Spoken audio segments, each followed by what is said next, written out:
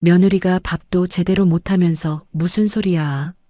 환갑 잔치날 시어머니는 며느리가 새벽 2시부터 준비한 20인분 상차림을 발로 차며 모두 엎어버렸습니다.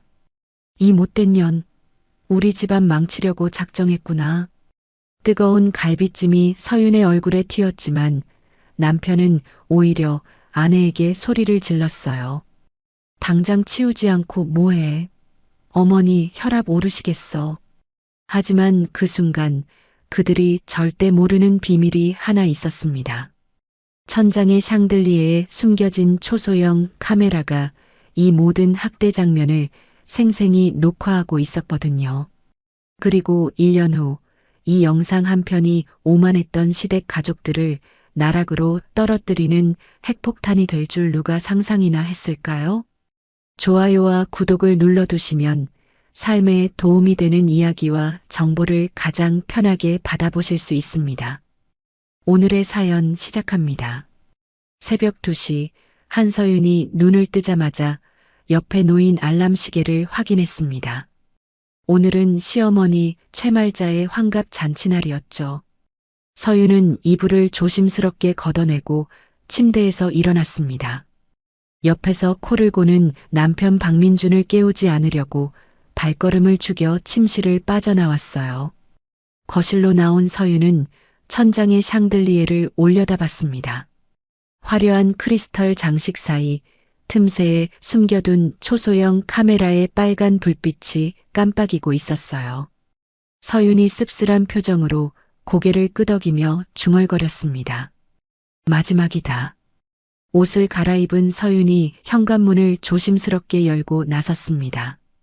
새벽 공기가 차갑게 뺨을 스쳤어요. 재래시장으로 향하는 길은 고요했습니다. 가로등만이 서윤의 그림자를 길게 늘어뜨렸죠. 시장에 도착한 서윤이 수산물 코너를 돌아다녔습니다. 물에서 펄떡거리는 전복들을 보며 상인에게 말했어요. 이 전복들이 제일 싱싱한 거죠? 그럼요. 어젯밤에 들어온 거예요. 크기도 좋고 20마리 주세요. 제일 큰 것으로요. 상인이 전복을 골라 포장하는 동안 서윤이 정육점으로 발걸음을 옮겼습니다. 한우 등심 5kg 필요해요. 갈비찜 하시나 봐요? 좋은 부위로 골라드릴게요. 정육점 사장이 붉은 고기를 도마 위에 올리며 칼질을 시작했어요. 서윤이 고기의 결을 유심히 살펴보며 고개를 끄덕였습니다. 집으로 돌아온 서윤은 재료들을 주방 싱크대에 나열했습니다. 좁은 주방에서 20인분의 갈비찜을 준비하기 시작했어요. 먼저 고기의 핏물을 빼기 위해 찬물에 담가두었습니다.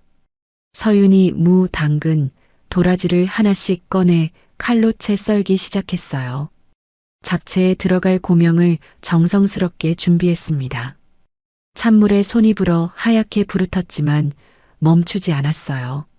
아프다고 투정 부렸던 게 언제였나? 서윤이 혼잣말을 하며 당근을 계속 썰었습니다. 지갑에서 돌아가신 아버지의 낡은 사진을 꺼내 식탁에 세워두었어요.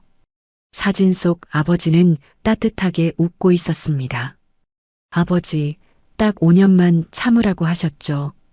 오늘이 그 마지막 날이에요. 서윤이 사진을 향해 조용히 말했습니다. 오전 9시쯤 민준이 하품을 하며 침실에서 비틀거리며 나왔어요. 머리는 산발이고 잠옷 차림이었습니다. 여보, 뭐 이렇게 일찍부터 시끄러워? 잠도 못 자겠어. 어머님 생신상 준비하고 있어요. 민준이 눈을 비비며 주방을 흘깃봤습니다. 아, 오늘이 어머니 환갑이구나. 고생 많다. 민준이 소파에 털썩 앉으며 휴대폰을 꺼내 게임을 켰어요. 경쾌한 게임 음악이 거실에 울려 퍼졌습니다. 오전 10시 시누이 박민지가 잠옷 차림으로 침실에서 나왔습니다. 머리에 헤어롤러를 감은 채 하품을 했어요. 옳게 고생 많아. 나는 좀 더 자야겠어. 민지가 입으로만 인사하고는 오빠 옆 소파에 앉았습니다. 서윤이 땀을 뻘뻘 흘리며 갈비를 재우고 있는 모습은 본체 만체했어요. 오빠, 게임 소리 좀 줄여. 시끄러워. 너도 일어났으면 설거지라도 도와. 나 손톱했는데 물에 닿으면 안 돼. 민지가 빨간 매니큐어를 말린 손톱을 흔들어 보였습니다. 정오가 되자 서윤이 마지막 요리인 오색전을 부치고 있었어요. 기름이 튀며 팔뚝에 작은 화상을 입었지만 표정 하나 찌푸리지 않았습니다. 민준과 민지는 여전히 소파에서 TV를 보고 있었죠. 오빠 배고파? 라면 끓여줘. 그냥 참아. 곧 어머니 오신다. 점심때쯤 음식 준비가 모두 끝나자 민지가 갑자기 벌떡 일어났습니다. 우와, 올케 솜씨 진짜 대단하다. 사진 좀 찍을게. 민지가 스마트폰을 꺼내 음식들 앞에서 셀카를 찍기 시작했어요. 갈비찜, 잡채, 오색전이 정갈하게 차려진 상을 배경으로 포즈를 취했습니다. 우리 올케가 차린 정성, 역시 며느리 잘 뒀어요. 해시태그 맛집, 해시태그 며느리표. 민지가 SNS에 글을 올리며 웃었습니다. 정작 숟가락 하나 거들지는 않았죠. 댓글이 달리기 시작하자 민지가 신이 나서 댓글을 달기 시작했어요. 서윤이 지갑에서 돌아가신 아버지의 사진을 다시 꺼내 잠시 바라봤습니다. 5년 전 아버지가 임종 전에 했던 말이 떠올랐어요. 서윤아, 딱 5년만 참아라. 그 이후엔 내 마음대로 해. 서윤이 입술을 깨물며 사진을 다시 지갑에 넣었습니다. 오후 2시 최말자가 진분홍색 한복을 입고 나타났습니다. 금실로 수놓은 화려한 저고리와 치마가 햇빛에 반짝였어요. 머리에는 비싼 비녀까지 꽂고 있었습니다. 어디 보자, 며느리가 뭘 차려놨나? 최말자가 거만한 표정으로 상석에 앉았습니다. 서윤이 정성스럽게 끓인 미역국을 그릇에 담아 앞에 놓았어요. 최말자가 숟가락으로 국물을 한 숟갈 떴습니다. 그러더니 찡그린 표정을 지으며 혀를 찼어요. 이게 뭐야? 간이 왜 이렇게 싱거워? 죄송합니다, 어머님. 다시 끓여드릴게요. 사골 우린 걸로 했다며? 돈을 어디로 빼돌려서 간이 이 모양이냐? 최말자가 목소리를 높이며 테이블을 손바닥으로 쳤습니다. 그러더니 갑자기 미역국 그릇을 집어 바닥에 내동댕이 쳤어요. 뜨거운 국물이 사방으로 튀며 서윤의 낡은 바지를 적셨습니다. 서윤이 발등에 화상을 입고 움찔했어요. 어머니. 민준이 깜짝 놀라 일어나려다가 최말자의 벌겋게 달아오른 눈빛을 보고 다시 앉았습니다. 며느리가 밥도 제대로 못하면서 무슨 소리야. 내 환갑날에 이런 음식을 차려놓다니. 최말자가 분이 풀리지 않아 식탁보 양끝을 두 손으로 잡아챘습니다. 그러더니 힘껏 당겨 밥상을 통째로 엎어버렸어요. 정성껏 준비한 갈비찜, 잡채, 오색전이 거실 바닥으로 쏟아졌습니다. 도자기 그릇들이 바닥에 떨어져 산산조각 났어요. 깨진 파편들이 사방에 흩어져 위험했습니다. 어머님, 왜 이러세요? 민준이 벌떡 일어나며 소리쳤습니다. 어머니 혈압 오르시겠어요? 서윤아, 당장 치우지 않고 뭐해? 서윤이 바닥에 널린 음식물들을 무표정하게 바라봤습니다. 5년간 참았던 모든 순간들이 주마등처럼 스쳐갔어요. 서윤이 천천히 앞치마 끈을 풀어벗었습니다. 그리고 엎어진 음식들 위에 앞치마를 덮어버렸어요. 치우지 말고 뭐해? 최말자가 다시 소리쳤지만 서윤은 대답하지 않았습니다.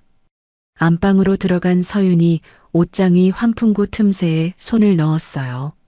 숨겨뒀던 검은 파우치를 꺼냈습니다. 안에는 최신형 암호화 스마트폰과 SD카드가 들어있었어요. 서윤이 화장대 서랍에서 미리 작성해둔 이혼 서류 봉투를 꺼냈습니다. 화장대 위에 봉투를 올려두고 옷장에서 캐리어를 꺼냈어요. 필요한 옷까지만 간단히 챙겨 넣었습니다. 거실로 나온 서윤을 보고 최말자가 벌겋게 달아올라 고함을 질렀습니다. 어디 가는 거야?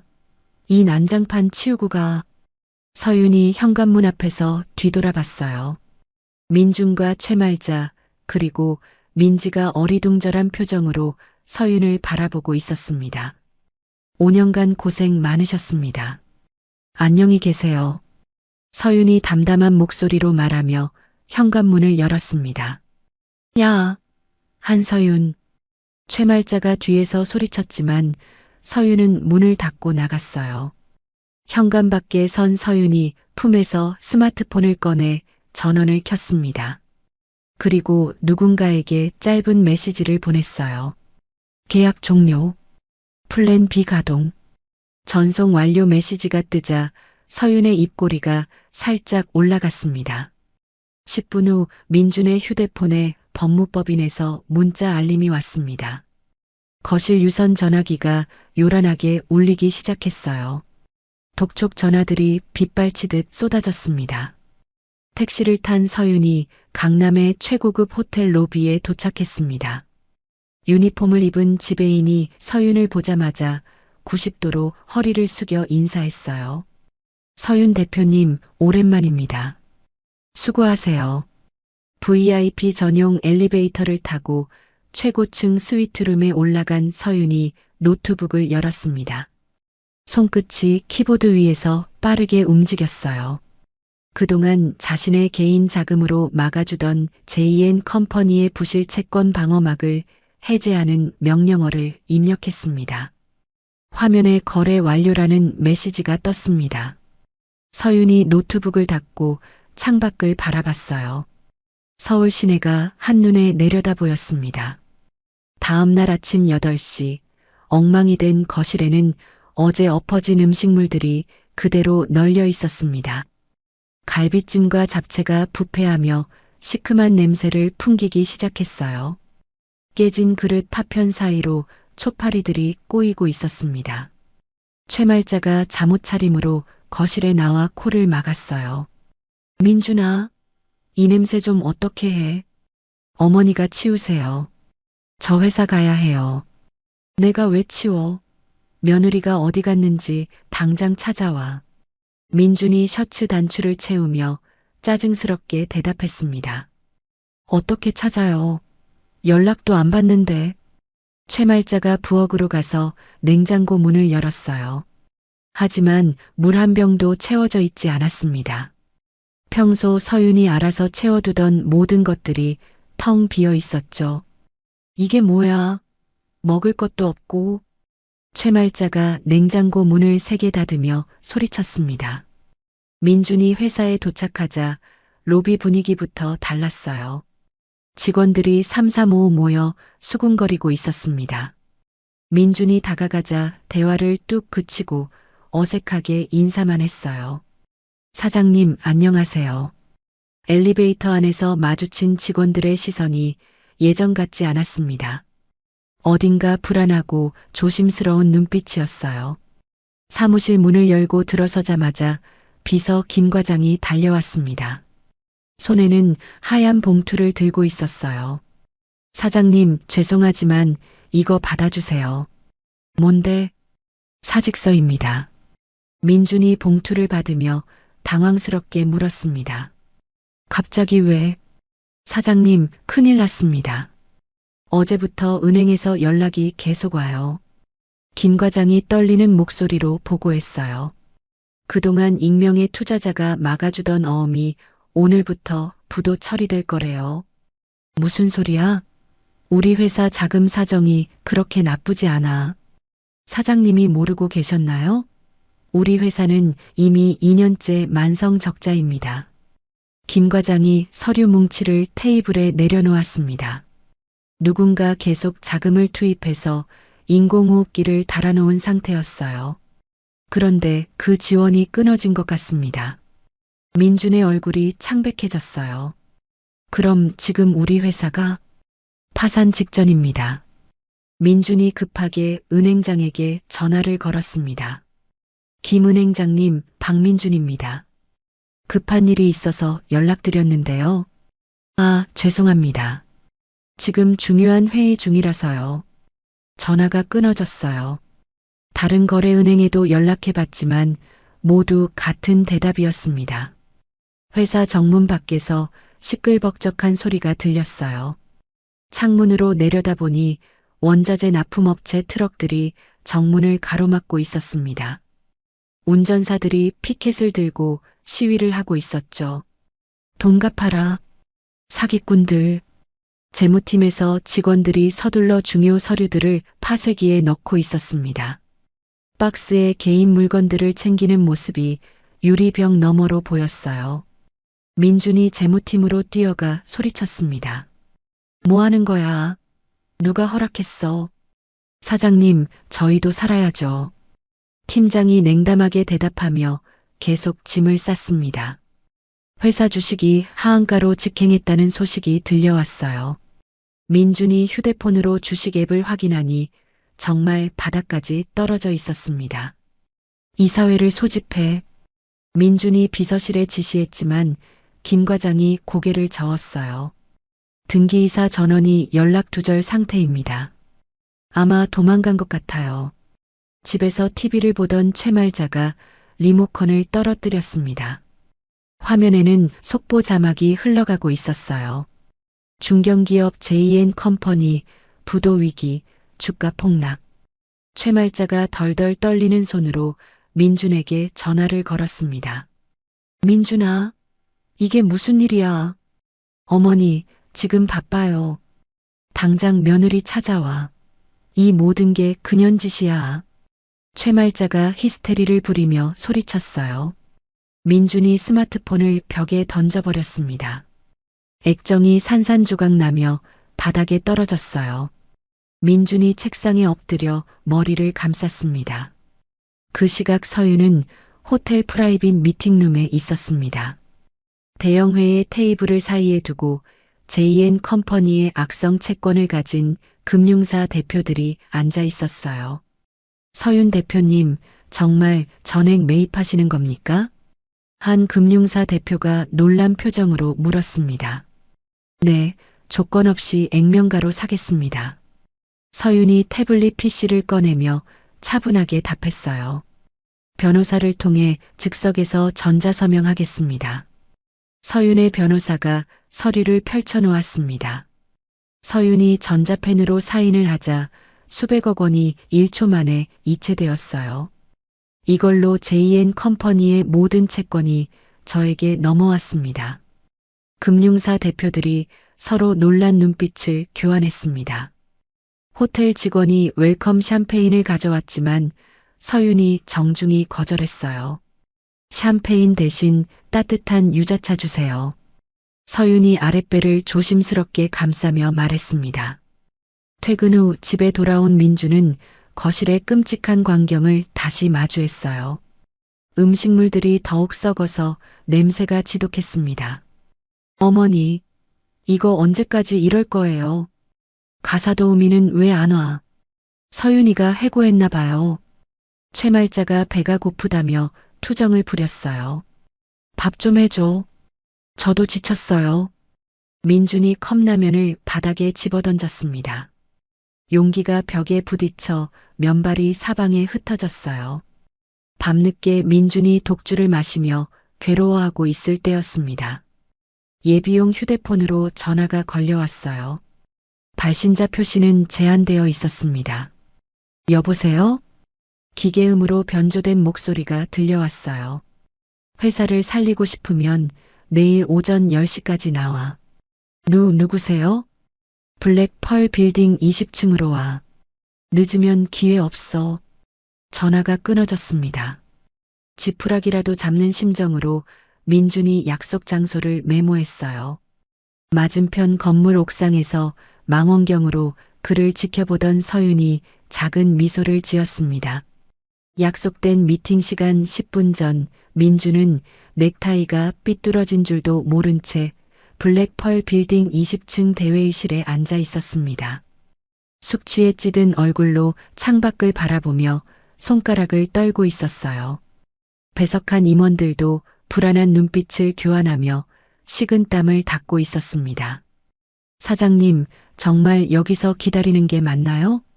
재무이사가 조심스럽게 물었지만 민주는 대답하지 않았어요. 회의실 문이 거칠게 열리며 검은색 정장을 입은 건장한 경호원 2명이 들어왔습니다. 무표정한 얼굴로 임원들의 휴대폰을 하나씩 수거하기 시작했어요. 잠깐, 이게 뭡니까? 한 임원이 항의하려 했지만 경호원이 차가운 눈빛으로 노려봤습니다. 임원은 입을 다물고 순순히 휴대폰을 건넸어요. 경호원들이 출입문을 봉쇄하고 양쪽에 서서 지키기 시작했습니다. 그 사이로 날카로운 눈매의 강도훈이 서류 가방을 든 채 천천히 걸어 들어왔어요. 회색 정장에 검은 넥타이, 완벽하게 빗어넘긴 머리카락이 차가운 인상을 더했습니다. 도훈이 민준의 맞은편 의자에 다리를 꼬고 앉았어요. 박민준 사장이시군요. 도훈이 명함을 테이블 위로 밀어냈습니다. 사모펀드 블랙 펄 수석 본부장 강도훈입니다. 민준이 떨리는 손으로 명함을 받아들었어요. 저희 회사와 무슨 관련이? 관련이 있으니까 불렀겠죠. 도훈이 인사도 없이 테이블 위에 두꺼운 바인더를 던졌습니다. JN 컴퍼니 적대적 M&A 제안서라고 적혀 있었어요. 뭐라고요? 민준이 바인더를 열어보며 목소리를 높였습니다. 우리 회사를 인수한다는 거예요? 인수가 아니라 정리입니다. 당신 회사는 이미 끝났어요. 격분한 민준이 의자를 박차고 일어났어요. 누구 마음대로 회사를 넘기라는 거야. 민준이 도훈의 멱살을 잡으려 달려들었지만 경호원이 재빠르게 개입했습니다. 경호원이 민준의 팔을 뒤로 꺾어 제압하자 민준이 바닥에 무릎을 꿇었어요. 도훈이 리모컨을 눌러 빔 프로젝터를 켰습니다. 화면에 민준이 법인카드로 유흥업소에서 결제한 내역들이 떠올랐어요. 룸살롱, 안마시술소, 골프 접대비까지 세세한 영수증들이 나열되었습니다. 이건 정당한 접대비입니다. 민준이 변명했지만 도훈은 다음 화면을 띄웠어요. 민준이 회사 계좌에서 개인 용도로 빼돌린 비자금 내역이었습니다. 임원들이 화면에 뜬 명백한 횡령 증거를 보고 웅성거리기 시작했어요. 사장님, 이게 정말 맞습니까? 이런 식으로 회사 돈을 썼단 말입니까? 도훈이 차가운 목소리로 말했습니다. 경영권을 포기하고 조용히 물러나시죠. 그러면 검찰 고발은 안 하겠습니다. 이건 함정이야. 누가 시킨 거지? 민준이 절망적인 표정으로 소리쳤어요. 48시간 드릴게요. 그때까지 결정 안 하시면 업무상 횡령으로 구속영장 신청합니다. 도훈이 시계를 보며 냉정하게 통보했습니다. 경호원들이 민준을 일으켜 세우고 회의실 밖으로 밀어냈어요. 임원들도 어리둥절한 표정으로 뒤따라 나갔습니다. 집으로 온 민준이 최말자에게 상황을 설명했어요. 어머니, 우리 위험해요. 회사가 진짜 넘어갈 것 같아요. 그럼 폐물이라도 팔아야지. 어머니가 가지고 계신 금고 좀 열어주세요. 최말자가 발끈했습니다. 내 노후 자금은 건드릴 수 없어. 며느리가 어디 있는지나 찾아. 최말자가 안방으로 들어가 개인 금고를 이중으로 잠그고 열쇠를 속옷 안에 숨겼어요. 민준이 마지막 희망으로 처가 식구들에게 전화를 걸어봤습니다. 하지만 모든 번호가 없는 번호로 나왔어요. 서윤의 친구들 번호도 마찬가지였습니다. 이상해, 왜 모든 번호가 바뀌었지? 민준이 당황하며 중얼거렸어요. 한편 도훈은 회사 로비에서 대기하던 검은 밴에 탑승했습니다. 뒷좌석에 앉은 인물에게 보고했어요. 미끼를 물었습니다. 어둠 속에 가려져 있던 서윤의 얼굴이 차량 실내 등에 잠시 비쳤습니다. 서윤이 도훈에게 태블릿을 건네며 지시했어요. 민준의 해외 계좌까지 모두 동결해. 도피 자금도 못 만들게. 이미 처리했습니다. 서윤이 차량 내 미니 냉장고에서 생수를 꺼내 마셨어요. 얼굴이 창백해 보였습니다. 도훈이 걱정스러운 눈빛으로 서윤을 살폈어요. 몸 상태는 괜찮으세요? 괜찮아요. 계속 진행해요. 서윤이 태블릿으로 민준의 실시간 위치를 확인했습니다. 붉은 점이 민준의 집에 멈춰 있었어요. 단순한 회사 인수가 아니라는 걸 확실히 각인시켜야 해요. 그들을 완전히 고립시키는 게 목표예요. 도훈이 고개를 끄덕였습니다. 명령대로 하겠습니다. 벼랑 끝에 몰린 민준이 블랙펄 본사 건물을 무작정 찾아갔어요. 로비 안내 데스크에서 접수원이 차가운 표정으로 말했습니다. 방문 예약이 없으시면 올라가실 수 없습니다. 저 박민준인데요. 강도훈 본부장하고 만나기로 했어요. 예약 시스템에 없습니다. 보안 요원 2명이 다가와 민준의 양팔을 붙잡았어요. 나가주시기 바랍니다. 잠깐, 내 말 좀 들어봐요. 민준이 발버둥 쳤지만 보안 요원들에게 끌려 밖으로 나왔습니다. 빌딩 앞 화단에 내동댕이 쳐진 민준이 처참한 심정으로 하늘을 올려다봤어요. 펜트하우스 창가에서 서윤이 그 모습을 내려다보고 있었습니다. 서윤의 눈빛에는 차가운 감정이 서려 있었어요. 옆에 선 도훈이 조심스럽게 물었습니다. 정말 끝까지 가시는 건가요? 아직 시작도 안 했어요. 서윤이 창문을 등지고 돌아서며 말했습니다. 다음 날 오후 민준이 회사 포장마차에서 소주잔을 기울이고 있었습니다. 허름한 플라스틱 의자에 앉아 안주도 없이 술만 마시고 있었어요. 얼굴은 수염으로 지저분했고 셔츠는 구겨져 있었습니다. 사장님, 술 그만 드세요. 포장마차 사장이 걱정스러운 표정으로 말했어요. 한 잔만 더요. 민준이 빈 소주병을 들어 흔들며 중얼거렸습니다. 그 시각 서윤은 강남의 프라이빗 뷰티 살롱에 있었어요. 전담 헤어 디자이너가 서윤의 머리를 조심스럽게 만지며 말했습니다. 고객님, 정말 오랜만이시네요. 머리가 많이 상했어요. 5년 동안 관리를 못했거든요. 서윤이 거울 속 자신의 모습을 바라보며 담담하게 대답했어요. 미용사들이 서윤의 손에 난 굳은 살을 보고 놀란 표정을 지었습니다. 팔뚝에는 기름이 튄 자국과 화상 흔적들이 여러 개 있었어요. 이 상처들은 어쩌다가 요리하다가 생긴 거예요. 전담 메이크업 아티스트가 컨실러로 상처 자국들을 하나씩 가려주었습니다. 5년간의 고생 흔적들이 차례로 지워져 갔어요. 이제 원래 고객님 모습이 나오네요. 3시간 후 거울 앞에 선 서윤은 완전히 다른 사람이 되어 있었습니다. 과거의 헐렁한 티셔츠 대신 날렵한 핏의 맞춤 정장을 입었어요. 키리를 신고 선 모습은 당당하고 우아했습니다. 서윤이 거울 속 자신을 보며 작은 미소를 지었어요. 5년 만이네. 도훈이 살롱 로비에서 대기하고 있다가 서윤을 보고 눈을 크게 떴습니다.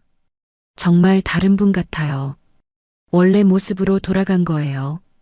서윤과 도훈이 함께 호텔 펜트하우스로 이동했습니다.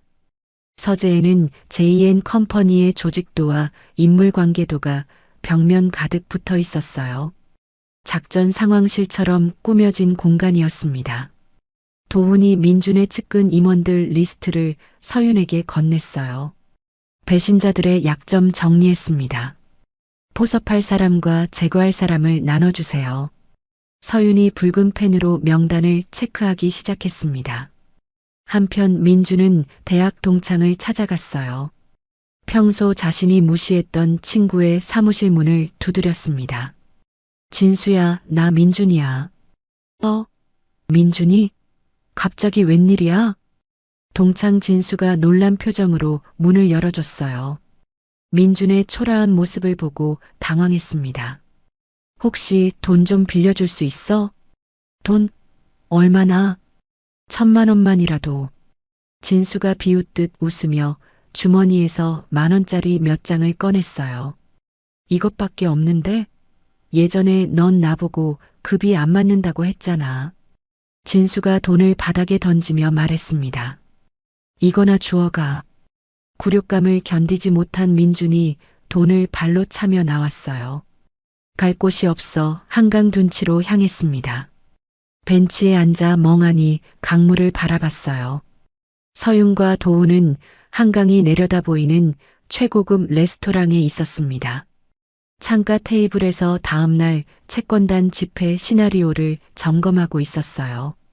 민준이 어떤 반응을 보일 것 같나요? 도훈이 물었습니다. 처음엔 부정할 거예요. 그 다음엔 애원하겠죠. 서윤이 차분하게 예상 시나리오를 설명했어요. 웨이터가 와인을 가져왔지만 서윤은 거절했습니다. 저는 탄산수로 주세요. 특별한 이유가 있으신가요? 도훈이 조심스럽게 물었어요. 서윤이 잠시 망설이다가 대답했습니다. 몸 상태 때문에요. 도훈이 서윤이 챙겨 먹는 엽산제를 눈여겨보고 있었어요. 뭔가 눈치챈 듯한 표정이었습니다. 혹시? 아직은 비밀이에요. 서윤이 희미하게 웃으며 화제를 돌렸어요. 내일 준비는 다 됐죠? 네, 완벽합니다. 밤늦게 집에 돌아온 민준이 텅 빈 안방 침대에 누웠어요. 서윤이 쓰던 베개를 끌어안고 냄새를 맡아봤습니다. 하지만 섬유유연제 향 대신 퀴퀴한 먼지 냄새만 났어요. 서윤아, 네가 그리워. 민준이 혼잣말을 하며 눈물을 흘렸습니다. 장롱 구석에서 서윤이 결혼기념일에 선물한 넥타이를 찾아냈어요. 목에 걸어보며 과거를 회상했습니다. 그때 고맙다고 말했어야 했는데. 운명의 날 아침 JN 컴퍼니 본사 앞에는 수많은 취재진이 몰려 있었습니다. 부도 소식에 몰려온 협력업체 직원들이 피켓을 들고 시위를 벌이고 있었어요. 사기꾼들 나와. 우리 돈 돌려줘. 민준이 기자들의 플래시 세례를 피해 모자를 눌러 쓰고 화물용 엘리베이터로 도망쳤어요. 회의실로 향하는 발걸음이 무거웠습니다. 대회의실에는 채권단과 임원들이 이미 모여 있었어요. 웅성거리며 새로운 주인의 등장을 기다리고 있었습니다. 상석에 앉은 민주는 떨리는 손으로 물잔만 만지작거렸어요. 오늘이 마지막인가? 민준이 중얼거렸을 때 회의실 문이 열렸습니다. 도훈이 먼저 들어와 길을 텄어요. 그 뒤로 또각거리는 구두 굽소리와 함께 누군가 천천히 걸어 들어왔습니다. 모든 시선이 입구에 집중됐어요. 화려하게 변신한 서윤이 회의실 안으로 모습을 드러냈습니다. 서윤의 얼굴을 확인한 민준이 의자를 박차고 벌떡 일어났습니다. 여보. 민준이 믿을 수 없다는 표정으로 서윤을 바라봤어요. 다가가려고 발을 내딛었지만 주변의 경호원들이 즉시 막아섰습니다. 회의실 안은 에어컨 돌아가는 소리만 들릴 정도로 조용해졌어요. 임원들이 과거 촌스러운 며느리라며 무시했던 서윤의 압도적인 모습에 숨을 죽였습니다. 서윤은 민준의 시선을 완전히 무시한 채 상석을 향해 걸어갔어요. 또각또각 울리는 키릴 소리가 회의실에 메아리 쳤습니다. 자신의 이름이 새겨진 크리스털 명패를 상석에 올려놓고 의자에 앉았어요. 회의를 시작하겠습니다. 서윤이 차가운 목소리로 개회를 선언했습니다. 민준이 당황하며 소리쳤어요. 서윤아, 네가 어떻게 여기 있어? 이게 무슨 짓이야? 서윤이 싸늘한 눈빛으로 민준을 쏘아봤습니다. 앉으세요, 박민준 씨. 여긴 회사예요. 서윤의 일갈에 민준이 움찔했어요. 평소 듣던 목소리가 아니었습니다. 도훈이 리모컨을 조작해 대형 스크린을 켰습니다. 화면에 민준의 경영 실패 내역이 상세히 나타났어요. 매출 감소, 적자 누적, 부채 증가 그래프가 적나라하게 드러났습니다. 현재 JN 컴퍼니의 모든 채권은 한서윤 대표가 매입했습니다. 도훈이 마이크를 잡고 발표했어요. 따라서 이 회사의 실질적 소유주는 한서윤 대표입니다. 임원들이 서로 놀란 눈빛을 교환했습니다. 지금까지 무시했던 며느리가 사실은 대기업 총수였다는 사실에 충격받았어요. 민준이 사실을 받아들이지 못하고 서윤에게 다가가려 했어요. 서윤아, 제발 나한테 설명을 해줘. 민준이 서윤의 바짓가랑이를 잡고 애원하려 하자 서윤이 품에서 서류를 꺼냈습니다. 인수합병 계약서를 테이블 위에 던져놓았어요. 사인하세요. 서윤이 지갑에서 100원짜리 동전 하나를 꺼내 테이블 위로 튕겼습니다. 동전이 쟁그랑 소리를 내며 굴러가 민준의 손 앞에 멈췄어요. 이 회사 가치예요. 받고 나가세요. 민준의 얼굴이 창백해졌습니다. 서윤아, 농담이지? 농담으로 보이세요? 그때 회의실 문이 거칠게 열리며 최말자가 들이닥쳤어요. 경호원들을 밀치고 들어온 최말자가 서윤을 보자마자 소리쳤습니다. 이 못된 년, 우리 집안을 망치려고 작정했구나. 최말자가 서윤의 머리채를 잡으려고 달려들었지만 서윤은 가볍게 몸을 피했어요. 경호원이 즉시 최말자의 팔을 잡고 제압했습니다. 나라고. 최말자가 발버둥쳤지만 경호원은 꿈쩍하지 않았어요. 서윤이 눈 하나 깜짝하지 않고 리모컨을 눌렀습니다. 스크린에 생신날 밤 최말자가 밥상을 엎는 장면이 재생되기 시작했어요. CCTV에 찍힌 생생한 모습이었습니다. 이게 뭐야? 최말자가 소리쳤지만 영상은 계속 흘러갔어요. 욕설을 퍼붓고 서윤을 구박하는 모습이 적나라하게 드러났습니다. 이어서 오디오가 재생되기 시작했어요.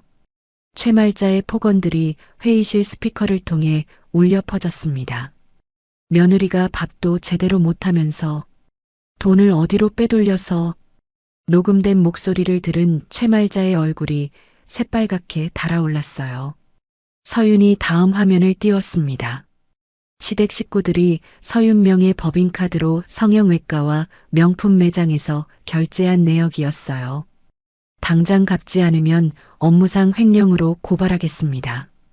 서윤의 차가운 선언에 최말자가 덜덜 떨기 시작했어요. 이건 누명이야. 증거가 다 있는데요.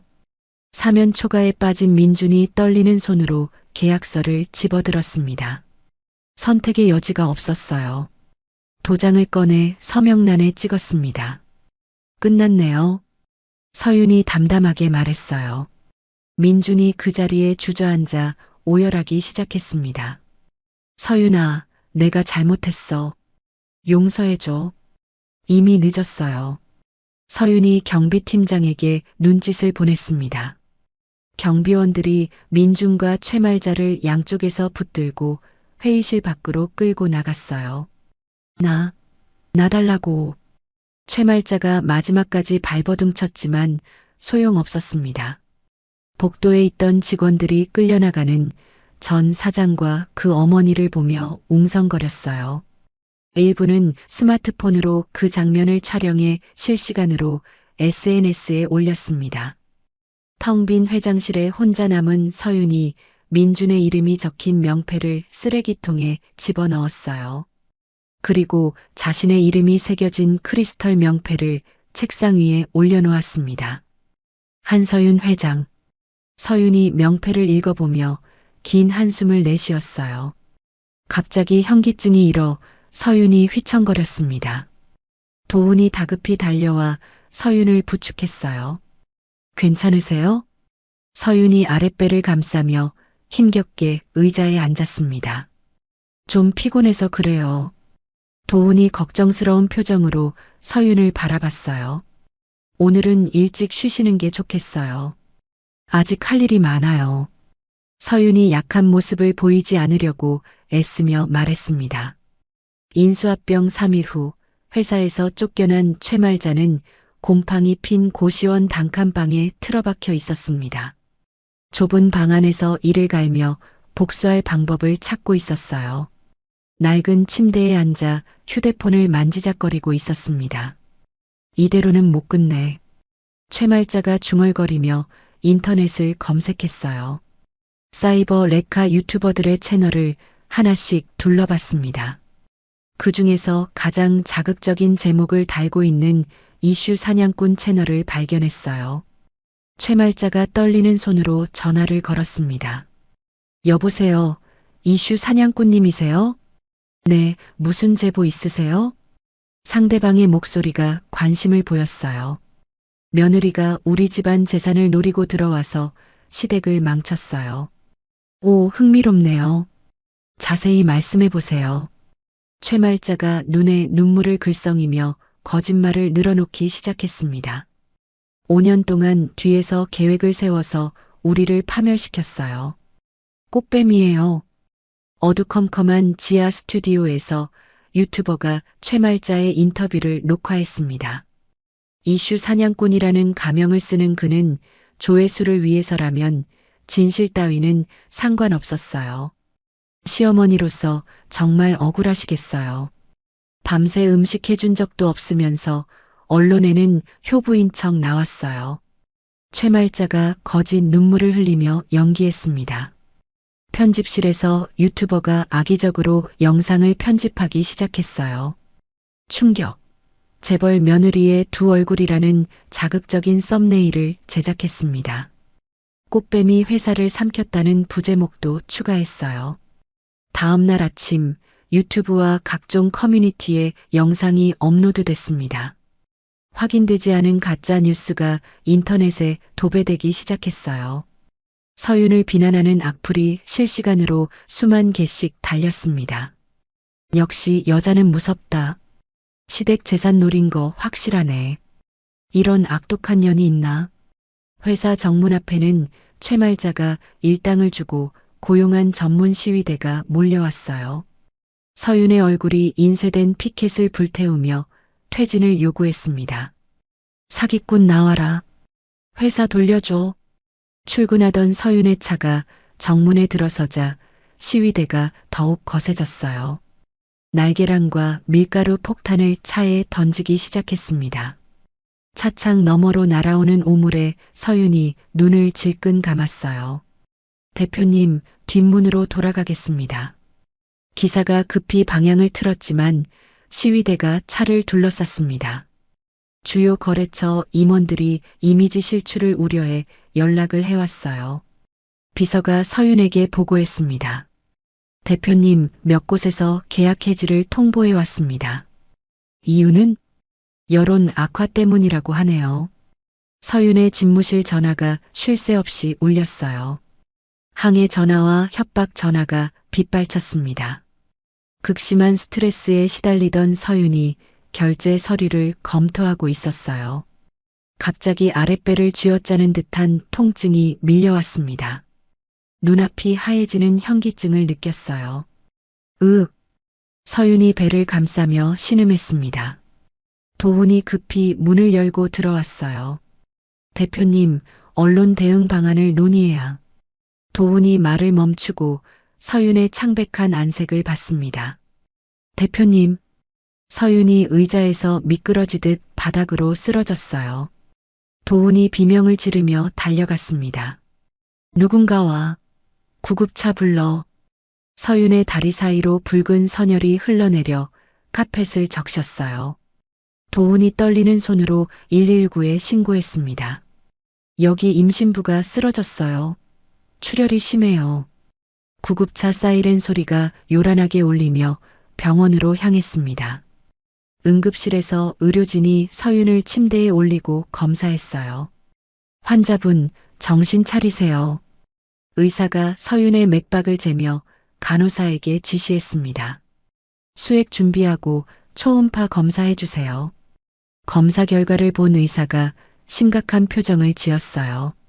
극도의 스트레스로 인한 유산 위기입니다. 안정이 필요해요. 서윤이 산소호흡기의 의지의 사경을 헤매는 사이 민중과 최말자는 뻔뻔하게 기자회견을 열었어요. 방송국 앞에서 눈물 콧물을 흘리는 연기를 펼쳤습니다. 우리가 피해자입니다. 최말자가 마이크를 잡고 울부짖었어요. 며느리한테 밥상 한 번 받아본 적 없어요. 민준도 옆에서 고개를 끄덕이며 동조했습니다. 아내가 이렇게 무서운 사람인 줄 몰랐어요. 병원 VIP 병동까지 기자들이 몰려왔어요. 복도에서 병실 문을 두드리며 인터뷰를 요청했습니다. 도훈이 경호원들을 배치해 인간 벽을 만들었어요. 병실을 완전히 봉쇄했습니다. 가까스로 의식을 찾은 서윤이 병실 TV를 켰어요. 화면 속에서 최말자가 거짓말을 하고 있었습니다. 며느리 방에 들어가 본 적도 없어요. 어떻게 그런 증거가 있다는 거죠? 서윤이 분노로 몸을 떨었어요. 링거 바늘이 꽂힌 손을 꽉 쥐어 주먹을 만들었습니다. 도훈을 불러 귓가에 조용히 말했어요. 챙겨온 그 SD카드 있죠? 네, 있습니다. 지금 터뜨려요. 서윤의 목소리는 나직했지만 단호했습니다. 병원 VIP 병동 입원실에서 서윤의 지시를 받은 도훈이 노트북을 열었습니다.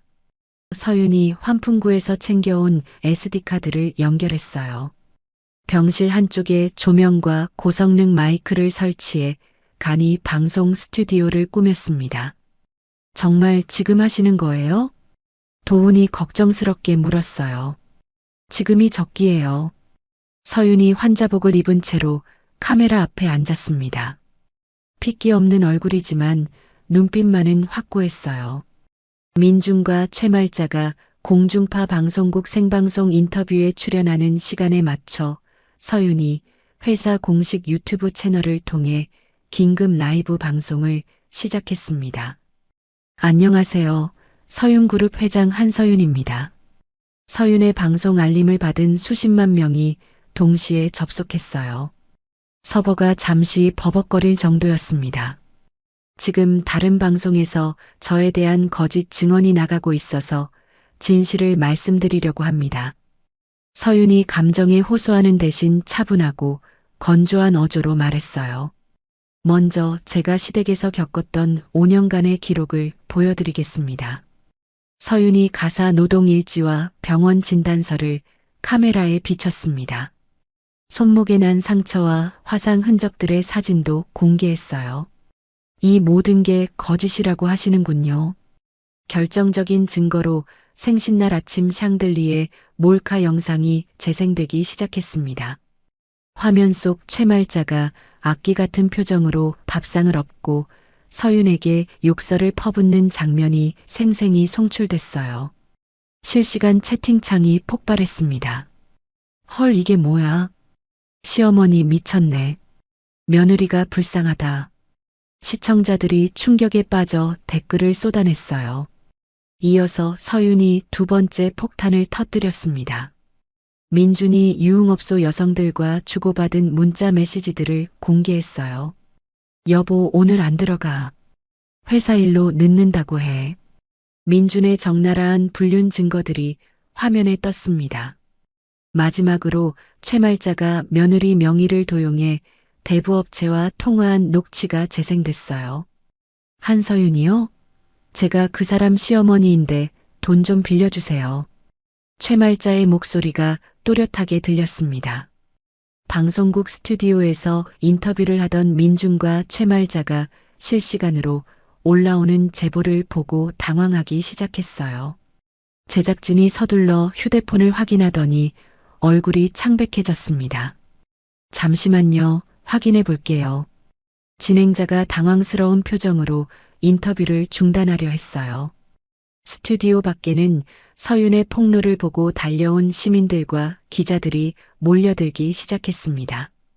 거짓말쟁이들 나와. 사기꾼들.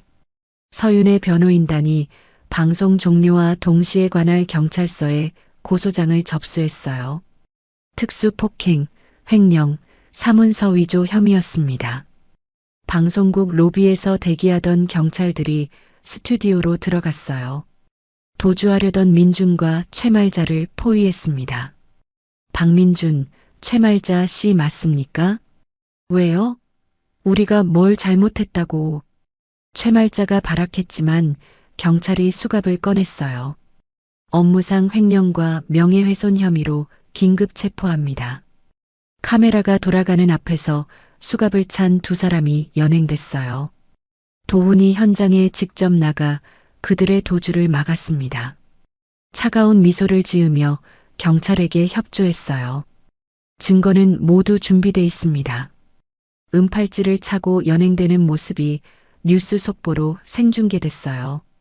민준과 최말자가 서로를 원망하며 추악한 다툼을 벌였습니다. 다 내 탓이야. 누가 거짓말하자고 했어. 강제로 경찰차에 태워지는 장면까지 전국에 방송됐어요. 병실에서 태블릿으로 이 모든 광경을 지켜본 서윤의 긴장이 풀렸습니다.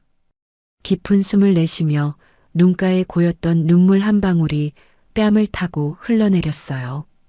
도훈이 병실로 돌아와 따뜻한 전복죽을 건넸습니다. 이제 끝났어요. 아니요, 이제 시작이에요. 서윤이 처음으로 편안한 얼굴로 숟가락을 들었어요.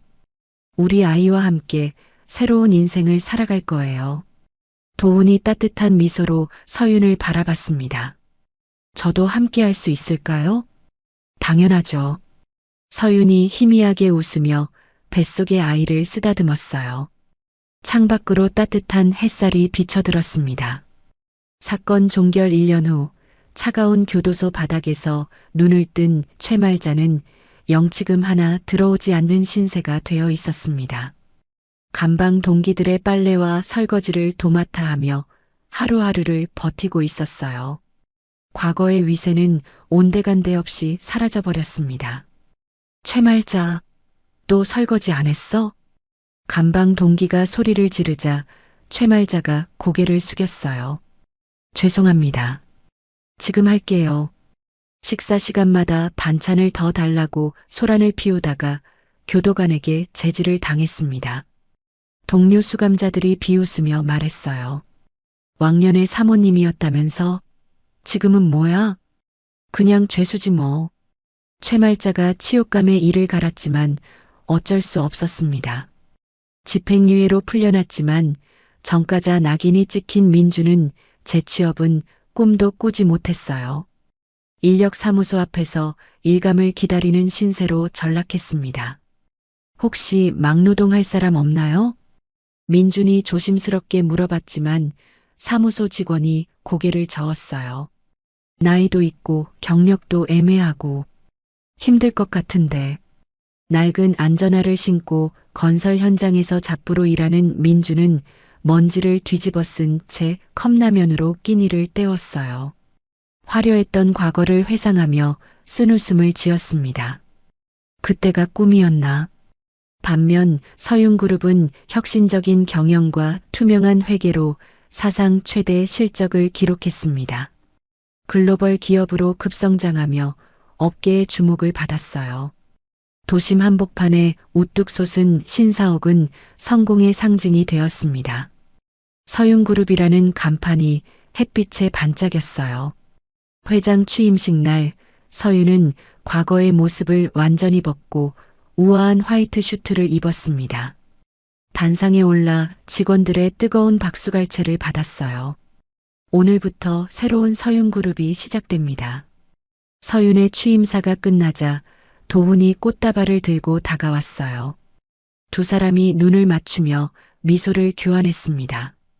도훈이 서윤의 손등에 가볍게 키스하며 축하 인사를 건넸어요. 축하드립니다, 회장님. 고마워요. 식이 끝난 후 서윤과 도훈이 함께 회장실 전용 테라스에 섰어요. 노을이 지는 도심의 풍경을 내려다봤습니다. 도훈이 서윤에게 조심스럽게 저녁 식사를 제안했어요. 오늘 특별한 날인데 식사라도 함께 하실까요? 주머니 속에 작은 반지 케이스를 만지작거렸습니다. 좋아요. 서윤이 미소로 화답했어요. 유모차에 누워 잠든 아기를 바라보는 두 사람의 눈빛에는 따뜻한 애정이 가득했습니다. 완벽한 가족의 모습이었어요. 우리 딸 정말 예쁘죠? 당신 닮아서 그래요. 퇴근길 서윤이 탄 최고급 세단이 신호대기 중에 우연히 인력시장 앞을 지나갔습니다. 길거리에서 전단지를 줍고 있는 초라한 행색의 남자가 보였어요. 민준이었습니다. 지나가는 고급 세단을 부러운 눈으로 쳐다봤지만 짙게 썬팅된 창문 안의 서윤을 알아보지 못했어요. 민준이 바닥에 떨어진 500원짜리 동전을 줍느라 허리를 숙였습니다. 과거 서윤에게 던졌던 100원보다 5배나 큰 돈이었지만 이제는 그에게 소중한 돈이었어요. 서윤이 백미러로 그 모습을 확인하고는 무심하게 시선을 거뒀습니다. 더 이상 그에게 관심이 없었어요. 출발하세요. 서윤의 짧은 지시에 차가 부드럽게 움직였습니다. 화려한 네온 사인이 빛나는 도심 속으로 향했어요. 서윤의 차가 멀어지는 뒷모습 위로 도시의 불빛들이 반짝였습니다. 새로운 시작을 향해 달려가는 서윤의 미래는 찬란했어요. 이제 정말 자유예요. 서윤이 도훈의 손을 잡으며 말했습니다. 네, 우리의 시간이에요. 도훈이 따뜻하게 대답했어요. 세 가족이 함께 만들어갈 행복한 미래가 기다리고 있었습니다. 한서윤의 이야기는 우리에게 많은 것을 생각하게 합니다. 때로는 가장 조용한 사람이 가장 강한 힘을 숨기고 있을 수도 있다는 것, 그리고 누군가를 함부로 대하는 것이 얼마나 위험한 일인지를 보여주죠. 5년이라는 긴 시간 동안 참고 견디며 계획을 세운 서윤의 복수는 완벽했습니다.